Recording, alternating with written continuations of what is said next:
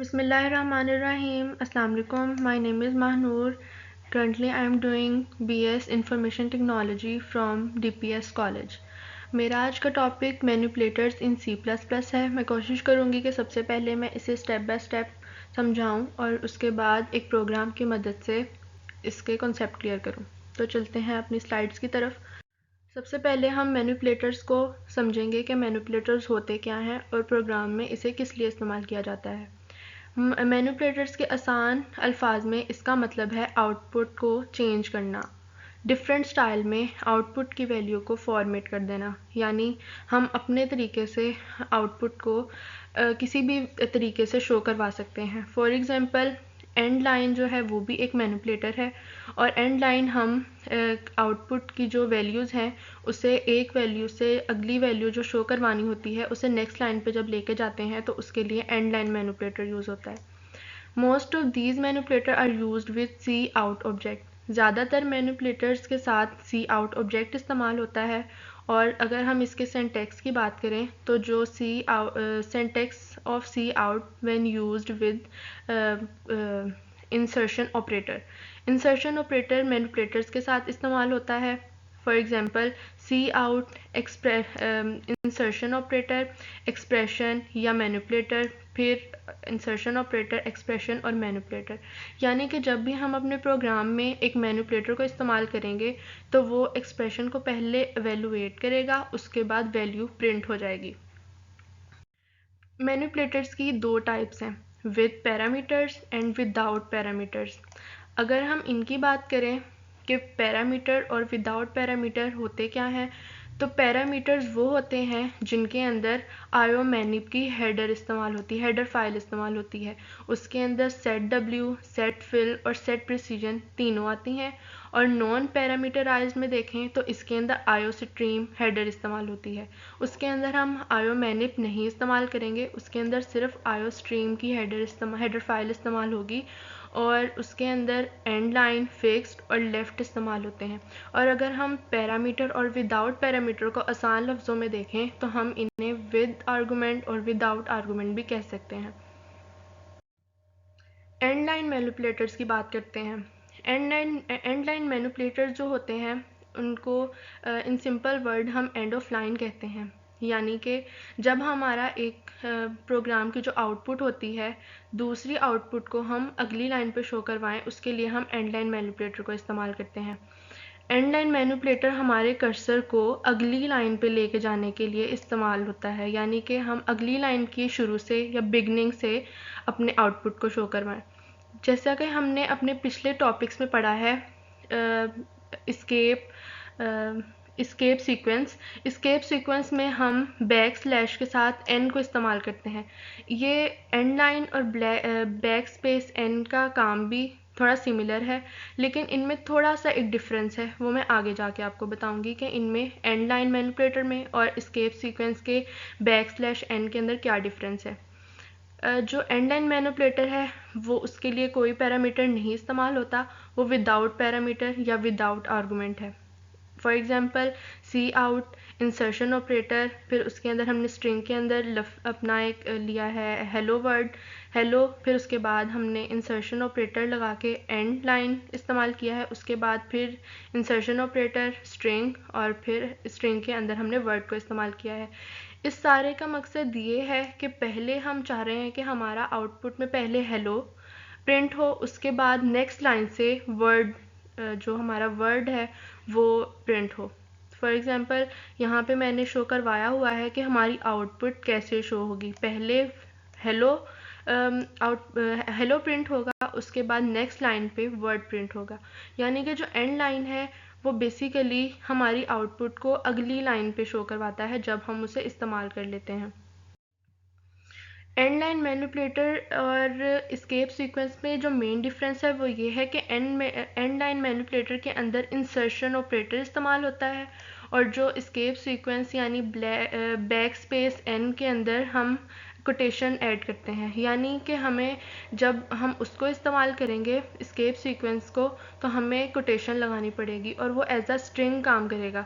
लेकिन जब हम मैनिपुलेटर इस्तेमाल करेंगे जैसे कि एंड लाइन हो गया, सेट प्रिसीजन हो गया, सेट डब्ल्यू हो गया, इसके लिए हमें कोई स्ट्रिंग नहीं इस्तेमाल करनी पड़ेगी। इसके लिए हमें सिर्फ इंसर्शन ऑपरेटर इस्तेमाल करना पड़ेगा विदाउट कोटेशन मार्क्स। जैसा कि मैंने एग्जांपल में बताया कि हम पहले लफ्ज़ हेलो लिखेंगे स्ट्रिंग के अंदर, फिर हम एंड लाइन मैनिपुलेटर इस्तेमाल करेंगे इंसर्शन ऑपरेटर के साथ, उसके बाद हम वर्ड लिखेंगे। तो हमारी आउटपुट पे पहले हेलो आएगा और अगली लाइन के बाद यानी न्यू लाइन पे हमारा वर्ड शो हो जाएगा। यहाँ पर मैंने एक एग्जांपल ली है एंड लाइन मैनिपुलेटर को समझाने के लिए। तो सबसे पहले जैसे हम प्रोग्राम शुरू करते हैं इंक्लूड आईस्ट्रीम और कोनियो, वो सब लिखने के बाद हम अपने डायरेक्टली 5th लाइन पर आते हैं ताकि हमें पता चल सके कि एंड लाइन मैनिपुलेटर कैसे काम करता है। सबसे पहले हम सीक आउट लिखेंगे, उसके बाद इंसर्शन ऑपरेटर लगाने के बाद जो हमने अपना मैसेज शो करवाना है उसे स्ट्रिंग के अंदर लिखेंगे और उसके बाद फिर इंसर्शन ऑपरेटर लगाने के बाद एंड लाइन लिख देंगे ताकि जो हमारा अगला जो भी मैसेज है वो नेक्स्ट लाइन से शुरू हो। और बेसिकली ये 5th से लेकर 13 तक ये मैसेज दिया हुआ है कि computer is word of science. तो यहाँ 5, 6, 7, 8, 9 से 13 तक यहाँ पर मैंने स्पेसेस के साथ डिफरेंट अपने मैसेज लिखे हुए हैं जिसमें स्पेसेस इस्तेमाल की गई हैं और वो एक सीक्वेंस में मैसेज शो किया गया है, यानी कि पहली लाइन में 1 है, दूसरे में 2 है, फिर 3 है, 4 है, 5 है, फिर 4, 3, 2, 1 और इस सीक्वेंस में ये एक मैसेज शो हुआ है और सब के आगे इंसर्शन ऑपरेटर के बाद एंड लाइन लिखा गया है ताकि अगला मैसेज न्यू लाइन से शुरू हो। और जैसा कि आप यहाँ पर देख सकते हैं कि मेरी आउटपुट में वैसे ही शो हुआ है जैसे कि मैंने अपने प्रोग्राम में अपने कोड में लिखा था कि एंड लाइन लिखा है हर लाइन के बाद और वो मेरा मैसेज हर लाइन के बाद न्यू लाइन शुरू हुई है, हर मैसेज एक नए लाइन से शुरू हो रहा है। और इस तरह computer is the word of science ये मेरे कंसोल पे शो हो गया है। जो हमारी अगली टाइप है मैनिपुलेटर की वो है सेट डब्ल्यू मैनिपुलेटर और इसका मकसद ये है कि जो आउटपुट की वैल्यू को एक स्पेसिफिक कॉलम में शो करवाती है। जैसा कि आप टेबल में देख सकते हैं कि वैल्यूज़ एक स्पेसिफिक कॉलम में लिखी गई हैं और ये कैसे लिखी गई हैं इनको मैं आगे एक प्रोग्राम की मदद से समझाऊंगी। मैनिपुलेटर के अंदर इस्तेमाल की जाने वाली जो वैल्यूज़ हैं वो स्ट्रिंग की फॉर्म में भी हो सकती हैं और एक नंबर की फॉर्म में भी हो सकती हैं। और अगर हम अपनी वैल्यू के अगर कोई ऐसा नंबर ले रहे हैं जिसके अंदर एक पॉइंट आता है तो वो हमारा जब प्रोग्राम रन होगा तो जो पॉइंट है वो भी एक स्पेस की जगह लेगा, यानी कि इस्तेमाल होने वाला नंबर जिसके अंदर पॉइंट आता है वो भी एक स्पेस की जगह घेरेगा। तो एक स्ट्रिंग के अंदर जो करैक्टर्स होते हैं, जो ज़ाहिरी बात है करैक्टर्स के दरमियान अगर स्ट्रिंग के अंदर ज़्यादा करैक्टर होंगे तो वो स्पेस इस्तेमाल करेंगे और उनकी जो इस्तेमाल की गई स्पेस है वो स्पेस भी एक स्पेस क्रिएट करेगा जब हम अपने प्रोग्राम को रन करेंगे। तो अगर हम देखें तो जो सेट डब्ल्यू मैनिपुलेटर है वो एक पैरामीटराइज मैनिपुलेटर है और जब हम इसको इस्तेमाल करेंगे तो इसके लिए ज़रूरी है कि हम आयोमैनिप की हेडर फाइल इस्तेमाल करें क्योंकि ये एक पैरामीटराइज्ड है और जब तक हम आयोमैनिप की हेडर फाइल इस्तेमाल नहीं करेंगे हमारा जो प्रोग्राम है वो एरर दे देगा और वो कंपाइल नहीं होगा। तो ज़ाहिरी बात है वो ना ही रन करेगा और ना ही कंपाइल होगा। तो इसके अगर सिंटैक्स की बात करें तो इसका सिंटैक्स बहुत सिंपल सा है। Set W manipulator is as follow, set W bracket के अंदर एन का मतलब बेसिकली ये है कि हम इसकी अपनी मर्ज़ी से इसकी विड्थ को कर सकते हैं, खुद अरेंज कर सकते हैं कि हमें इसकी विड्थ कितनी चाहिए। फॉर एग्जांपल यहाँ पे मैंने एक एग्जांपल ली है सी out insertion operator set W और यहाँ पर मैंने इसकी जो वैल्यू है वो 5 रखी है और उसके बाद इंसर्शन ऑपरेटर एक्स फिर इंसर्शन ऑपरेटर लगाने के बाद एंड लाइन लिख दिया है।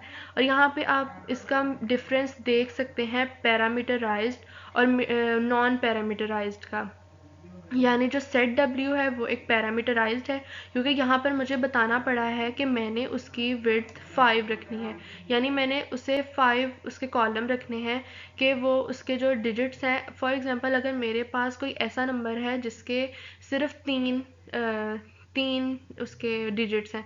तो अब मैंने यहाँ पर 5 सेट की हुई है, तो जब मैं 3 लिखूँगी तो वो राइट साइड से 3 लिखा जाएगा और जो लेफ़्ट साइड के 2 पोर्शंस हैं वो खाली रह जाएंगे, वहाँ पे स्पेसेस आ जाएंगी। तो इस वजह से यहाँ पे जो है मुझे आर्गूमेंट देना पड़ा है कि मैंने इसकी जो विड्थ है वो 5 रखनी है, और यहाँ पे एंड लाइन का मुझे कोई भी आर्गूमेंट नहीं देना पड़ा, क्योंकि वो जानता है कि मुझे उसको अपना प्रोग्राम नेक्स्ट लाइन से शो करवाना है। और जैसा कि अक्सर इस तरह हो सकता है कि मैं अपनी जो सेट जो कॉलम्स हैं उनके जो बॉक्सेस हैं वो ज़्यादा हों लेकिन मेरी वैल्यूज़ थोड़ी हों, तो इस तरह की सूरत में हमारा जो वैल्यू है वो कैसे लिखी जाएगी। तो जैसे कि मैंने एग्जांपल में बताया कि जब हमारे बॉक्सेस ज़्यादा होंगे लेकिन वैल्यू छोटी होगी, तो इस तरह होगा कि जो हमारी वैल्यू है वो राइट साइड से लिखी जाएगी, और हमारे लेफ़्ट साइड के जो कॉलम है, जो अनयूज्ड कॉलम हैं, वो स्पेसेस के साथ फिल कर दिए जाएंगे। यहाँ पर मैंने एक एग्जांपल ली है सेट डब्ल्यू मैनिपुलेटर को समझाने के लिए।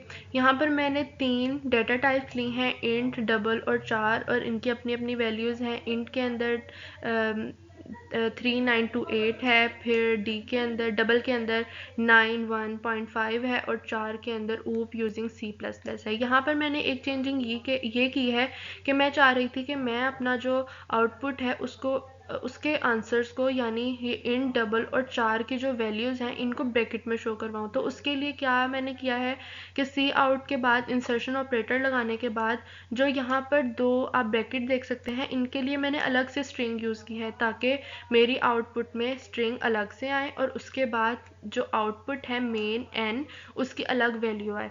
तो यहाँ पर आप देख सकते हैं कि n की यहाँ ऊपर वैल्यू 4 डिजिट में आएगी, लेकिन यहाँ पर मैंने जो उसकी सेट जो मैनिपुलेटर है, सॉरी सेट विद मैनिपुलेटर जो हमने लिखा है, उसकी मैंने विड्थ सेट की है 5, यानी मैंने उसे 5 कॉलम के अंदर उसके कॉलम सेट किए हैं कि 5 के अंदर ये डिजिट आए। तो अगर देखा जाए यहाँ पे 4 है तो इसलिए एक स्पेस बच जानी चाहिए, और डी के अंदर 1 2 3 4 है, लेकिन मैंने यहाँ पे 8 कॉलम सेट किए हैं। इसका मतलब है कि जो राइट साइड से लिखे जाएंगे, इस वजह से लेफ़्ट साइड के 4 जो हमारे स्पेसेस होंगे वो खाली होंगे। उसके बाद जो हमारा तीसरा है जो कि 4 है, वहाँ पर मैंने 16 को सेट किया है, और यहाँ पर ऊप यूजिंग C++, और अगर इसको स्पेसेस के साथ काउंट करें तो ये टोटल 13 बन रहे हैं, और मैंने इसकी जो कॉलम है वो 16 सेट किए हैं, यानी कि ये डिजिट जब स्ट्रिंग लिखने के बाद, ये प्रॉपर एक स्ट्रिंग है ऊप यूजिंग C++, यानी कि जब कंपाइल होगी तो 16 जो इसके मैंने सेट किए हुए हैं उसके अंदर ये 13 आके और राइट वाले 3 स्पेसेस खाली रह जाएंगे, और यहाँ पे जो मैंने ब्रैकेट यूज़ किए हैं स्ट्रिंग के साथ, यानी कि जो मेरी वैल्यूज़ हैं वो ब्रैकेट के अंदर लिखी जाएंगी। तो यहाँ पे आप देख सकते हैं कि जो इसका कंसोल है उसके ऊपर जो आंसर आया है, यहाँ पर एक स्पेसिस बाकी बची है, और उसके बाद ये हमारी ये वैल्यू निकली है ब्रैकेट के अंदर। फिर उसके बाद यहाँ 4 की स्पेसेस बच के 9 1 पॉइंट, और पॉइंट ये मैं बता रही थी कि पॉइंट भी एक स्पेस एक वैल्यू की जगह घेरेगा, क्योंकि पॉइंट की भी एक वैल्यू है सेट डब्ल्यू मैनिपुलेटर में। और उसके बाद ऊप यूजिंग C++, यहाँ पे मैंने टोटल 16 की अरेंज किया था, 16 के कॉलम लिया था, और यहाँ पर 3 के स्पेसेस छोड़ के बाकी ये लेफ़्ट साइड से लिखा गया है। तो यहाँ पर हमने अपना एंड लाइन मैनिपुलेटर और सेट डब्ल्यू मैनिपुलेटर को कवर अप किया है, जिसमें 2 मेन डिफरेंस थे कि एक पैरामीटराइज थी और एक नॉन पैरामीटराइज थी। और उम्मीद करती हूँ कि आपको ये प्रॉपर वे में समझ आ गए होंगे, और इंशाल्लाह मिलते हैं आपसे नेक्स्ट वीडियो में। अल्लाह हाफ़िज़।